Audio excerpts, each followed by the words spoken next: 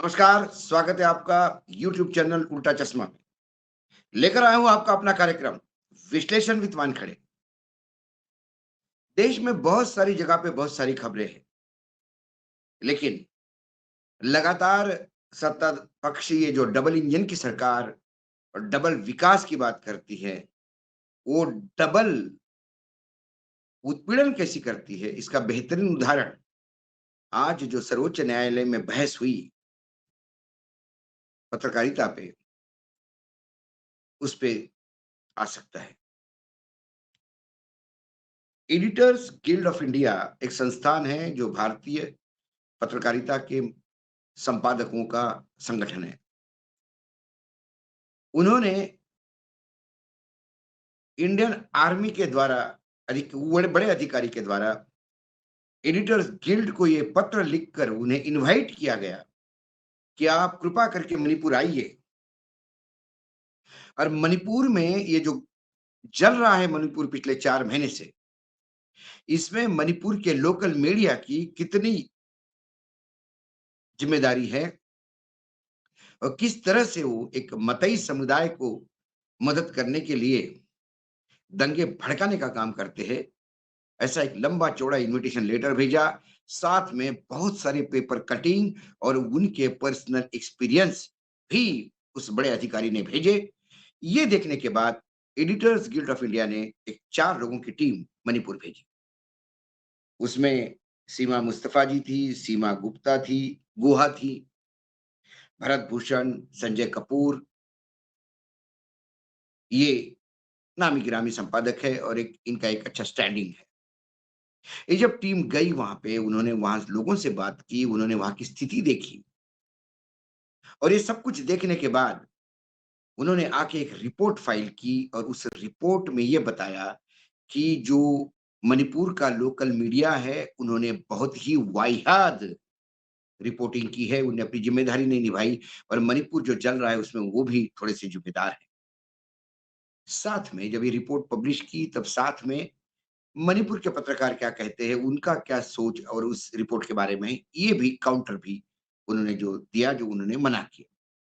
ये रिपोर्ट आने के बाद मणिपुर के पत्रकारों ने एक कंप्लेंट फाइल की और उस कंप्लेंट के तहत एफआईआर दर्ज हुई।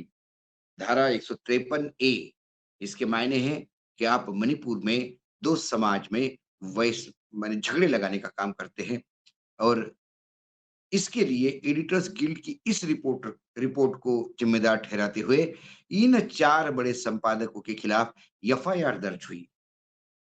एफआईआर दर्ज होते से ही इसके जो प्रसाद है, जो सभी मीडिया कर्मी जितने भी थे, सबको शॉक लगा कि जो मणिपुर जल रहा है, जिसका दायित्व इस डबल इंजन सरकार पे है, प्रधानमंत्री तो कान के ऊपर उनकी जूं नहीं रेंगती। सर्वोच्च न्यायालय ने खुद ही जब मणिपुर की बारे में चर्चा करना शुरू कर दी, मणिपुर को लेके सर्वोच्च न्यायालय ने कहा कि आप जलने दे सकते हैं, हम नहीं जलने दे सकते और खुद इंटरवेन बावजूद भी जब मणिपुर जब सत्ताधीशों के कान पे कुछ जूं नहीं रेंगती, तो एक अविश्वास प्रस्ताव लाया गया। अविश्वास प्रस्ताव में 2 दिन बहस चली। मणिपुर के ऊपर हर विपक्षी दल ने अपना पक्ष रखा। जलते हुए मणिपुर, मणिपुर में जो वीडियो आया जिसमें 2 महिलाओं की नग्न करके घुमाया गया और एक महिला के सामने लोगों के सामने उसका सामूहिक बलात्कार किया गया। साथ ही उसके भाई और उसके पिता जो बचाने के लिए गए, उनकी हत्या की गई। जिस महिला को नग्न अवस्था में अधेड़ महिला को घुमाया गया, उसका पति तो आर्मी से रिटायर्ड अधिकारी था। ये घिनौना चीज़ आने के बाद सर्वोच्च न्यायालय से लेके सभी लोग हिल गए और सर्वोच्च न्यायालय ने इस पे ऊपर एक्शन ली। लेकिन सरकार, केंद्र सरकार और राज्य सरकार दोनों मौन है। मुख्यमंत्री ने तो ये कहा कि अपना दायित्व पूरा किया। ऐसे सैकड़ों केसेस यहाँ हो रहे हैं, आप एक केस को कैसा रो रहे हैं? वो महिमा मंडन शायद उनको हो रहा होगा कि उनके प्रदेश में वो मुख्यमंत्री है और ये सारी काम हो रही है। दूसरे ओर प्रधानमंत्री जब इस बहस का अविश्वास प्रस्ताव का जवाब दे रहे थे, तो वो विपक्ष का मज़ाक उड़ा रहे थे। लेकिन उनके लिए ज़रा भी मन में कोई दया-माया दिखी नहीं, मणिपुर के लिए जो एक देश का राज्य है और पूरा पिछले 4 महीने से जल रहा है, अभी भी जल रहा है जब मैं आपसे बात कर रहा हूँ। लेकिन इस एफआईआर के बाद जब सर्वोच्च न्यायालय का दरवाजे पे पहुंची एडिटर्स गिल्ड की ये टीम, तो न्यायमूर्ति भी स्तब्ध रह गए। तब स्टे दे दिया कि इनके अरेस्ट के लिए सर्वोच्च न्यायालय ने 2 सप्ताह का टाइम दिया। अब बहस चालू हुई तो 15 तारीख जो आज सर्वोच्च न्यायालय में जो कुछ हुआ, उसमें सर्वोच्च न्यायालय ने मणिपुर सरकार और कंप्लेनेंट को जो सवाल पूछे, वो वाक़ई बताते हैं कि इस देश में लोकतंत्र के नाम पे कैसी तानाशाही चलती है। सर्वोच्च न्यायालय ने कहा कि आप हमें ये बताइए कि मणिपुर में एडिटर्स गिल्ड की टीम गई। उन्होंने अपनी एक रिपोर्ट दी। वो रिपोर्ट सही या गलत हो सकती है, लेकिन क्या फ्रीडम ऑफ स्पीच, अभिव्यक्ति की आज़ादी के तहत उन्हें अधिकार नहीं कि मणिपुर में जो हो रहा है, उसके बारे में वो अपने विचार व्यक्त करें? उन्होंने कहा कि प्लीज़ आप बताएँ कि धारा 153 ए इन लोगों के खिलाफ कैसे लगाई, किस पॉइंट ऑफ व्यू से और किस किस तरह से इनकी ये रिपोर्ट कि मणिपुर का मीडिया बायस है, एक तरफ़ा रिपोर्टिंग करता है, एक समाज को प्रोटेक्ट करने के लिए रिपोर्ट करता है। इससे दंगे कैसे बढ़ सकते हैं, 2 द द धड़ों में कैसे झगड़े हो सकते हैं, 2 जातियों में कैसे झगड़े झगड़े हो सकते हैं, समुदाय में कैसे झगड़े हो सकते हैं, कृपया बताएँ। धारा 153 ए लगी कैसे सकती है, ये बताएँ। कोर्ट ने कहा हम आपको टाइम देते हैं, आप एफिडेविट देके बताएँ, इस रिपोर्ट से कैसे दंगे भड़के हैं। रिपोर्ट तो बाद में आई, दंगे तो बहुत पहले से भड़के थे। उन्होंने कहा कंप्लेनेंट कुछ भी कंप्लेंट करेंगे और आप धारा लगा देंगे। इसी बीच उन्होंने कहा कि आप आईपीसी इंडियन पिनल कोड की धारा 200 की भी बात करते हैं कि फ़ॉल्स डिक्लेरेशन दिया है कोर्ट को। उन्होंने कहा कोर्ट आपके सामने बैठी है, एडिटर्स गिल्ड सामने है। आप हमें बताएँ तो सही कि कौन-सा एफिडेविट उन्होंने गलत दिया है, फ़ॉल्स डिस्क्लोज़र कौन-सा किया है। उन्होंने जो रिपोर्ट दी, वो रिपोर्ट उन्होंने पब्लिक की है और मणिपुर में जो चल रहा है, उनके बारे में उन्होंने अपनी अभिव्यक्ति की आज़ादी के तहत अपने विचार रखे हैं। उससे हमारे पास जो दिया वो फ़ॉल्स डिक्लेरेशन कैसा हो सकता है? उन्होंने तो अपने वेबसाइट पे सिर्फ़ अपनी ही रिपोर्ट नहीं दी, उन जिनके खिलाफ ये रिपोर्ट गई, उनका भी वक्तव्य दिया, ताकि बैलेंस लगे। जिनको पढ़ना है वो ये रिपोर्ट पढ़ेगी, जिनको पढ़ना है वो उन लोगों का भी वक्तव्य पढ़ेगा कि जो इस रिपोर्ट को नकारते हैं।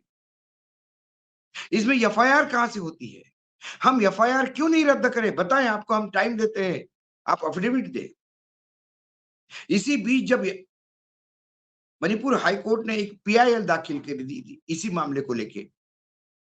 उसपे भी सर्वोच्च न्यायालय ने कहा कि परिवार की मुखिया होने के नाते हमें भी ताज्जुब लगता है कि मणिपुर के हाई कोर्ट के पास और कोई बड़े काम नहीं थे क्या? ये पीआईएल भी दाखिल कर ली। कुल मिला के जब हम डबल इंजन की सरकार कहते हैं, तो वो डबल दमन की सरकार होती है, पूरी डबल ताकत के साथ वो मीडिया को दबाने का प्रयास करती है। या तो आप गोदी बन जाइए या फिर आप जेल जाइए। अभिव्यक्ति की आज़ादी आपके पास नहीं है। यदि आपके अभिव्यक्ति से सरकार के सामने सवाल खड़े होते हैं, आपके अभिव्यक्ति से यदि सरकार नाकारा साबित होती है, आपके अभिव्यक्ति से यदि सरकार झूठी साबित होती है, तो फिर आपकी जगह जेल में है। क्या यही डबल इंजन की सरकार है? ताज्जुब लगता है कि क्या मणिपुर में वॉयलेंस होते हुए भी जलता मणिपुर छोड़कर कैसे प्रधानमंत्री अपना खुद का महिमा मंडन करवा के अपने पे ही फूल बरसवा सकते हैं, अपने ही पार्टी के लोगों द्वारा और वो पूरा इवेंट देश के तमाम न्यूज़ चैनल दिखाते हैं। क्या उन न्यूज़ चैनल को मणिपुर नहीं दिखता? क्या मीडिया का काम सिर्फ़ चरण पूजन का रह गया है सत्ता पक्ष के? आज सर्वोच्च न्यायालय ने जो सवाल उठाए, उस सवाल के जवाब क्या आते हैं, ये देखते हैं मणिपुर के इससे। और यदि ये एफआईआर स्क्वैश होती है, रद्द होती है, तो फिर मणिपुर सरकार और केंद्र सरकार के लिए इससे ज़्यादा शर्मसार बात हो नहीं सकती। लेकिन जिन्हें शर्म ही नहीं, उनके लिए शर्मसार बात क्या होगी? आज जो बहस हुई, बहुत सारी खबरें हैं आज मार्केट में, लेकिन मुझे लगा कि अभिव्यक्ति की आज़ादी एक बहुत बड़ा शस्त्र है सच्चाई को सामने लाने के लिए और समाज की बुराइयों से लड़ने के लिए। यदि मीडिया नहीं बोलेगा, तो कौन बोलेगा? क्या सिर्फ प्रधानमंत्री अपने मन की बात करेंगे? क्या एडिटर्स गिल्ड को भी ये अधिकार नहीं कि उन्होंने जो देखा, उसकी बात वो करें? मन की बात तो करने का अधिकार है ही नहीं। मीडिया मन की बात नहीं करता, जो समाज में दिखता है, उसको रिपोर्ट करता है। लेकिन प्रधानमंत्री की मन की बात ही दिखाना पत्रकारिता हो गई है, तो फिर सर्वोच्च न्यायालय ज़रूर पत्रकारिता को बचाने का प्रयास करेगा, क्योंकि पत्रकारिता भी लोकतंत्र में एक बड़ा रोल अदा करती है। आज इतना ही, फिर आता हूँ कल किसी विषय के साथ, तब तक के लिए नमस्कार। देखते रहिएगा यूट्यूब चैनल उल्टा चश्मा।